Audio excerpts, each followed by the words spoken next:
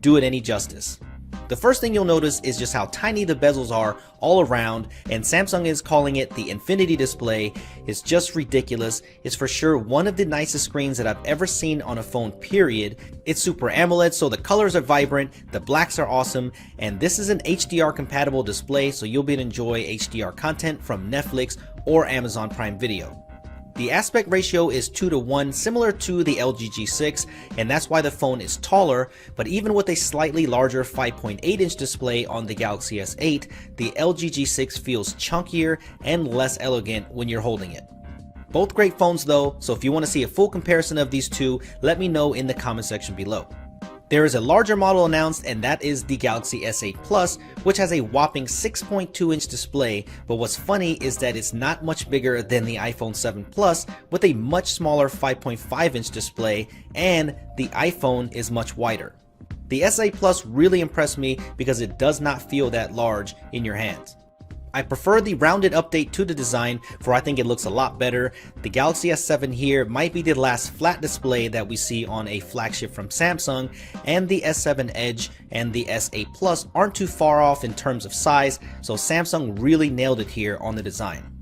Of course, the glass back has its ups and downs, and the great thing about it is that it supports fast wireless charging, but the glass is slippery, is a fingerprint magnet, and durability can be an issue with drops and scratches even though it's Gorilla Glass 5, but I'll probably just put a dbrand skin on it like I did here with my Galaxy S7, so I will leave a link down below for you if you want to pick one up for your S8.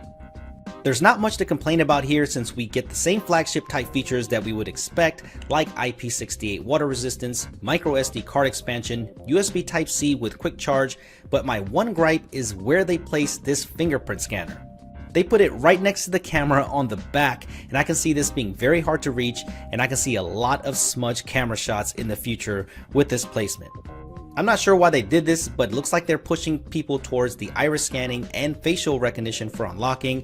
Maybe next time we'll see a fingerprint scanner embedded in the display right here on the virtual home button area. That would have been cool. Even though they removed that home button, you still get haptic feedback when you press it, and if you press it a little harder, it feels like the entire display is clicking.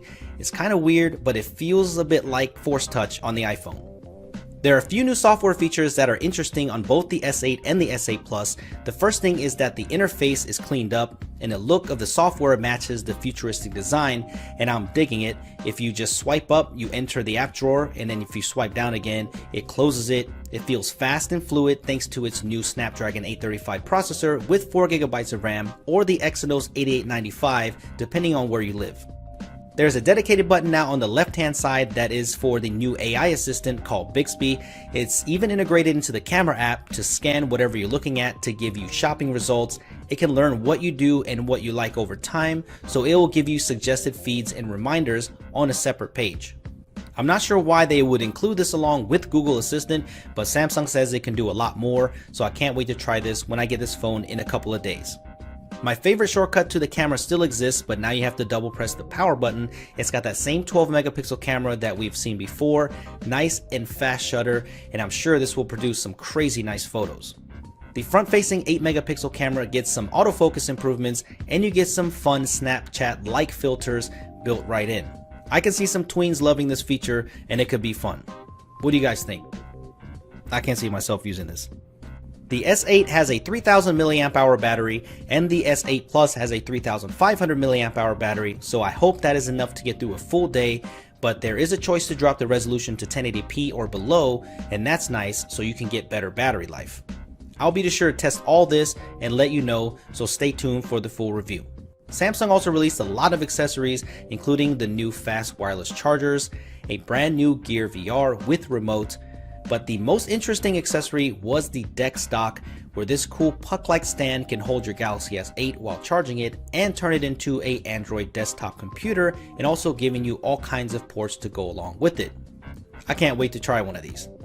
With the incredible looking display, the horsepower, the camera, wireless charging, water resistance, the new AI assistant, and one of the most beautiful designs that I've ever seen on a mobile device, I think this could be the phone of the year. I love the Galaxy Note 7, so I feel like this is an improved version of the Note 7, hopefully without the explosions, and I can't wait to start using this as my daily driver. Let me know what you guys think of the S8 and S8 Plus in the comment section below. Smack that like button for more coverage of these two phones, and let me know what you want to see in the future videos with the S8, and I will see you guys in the next video.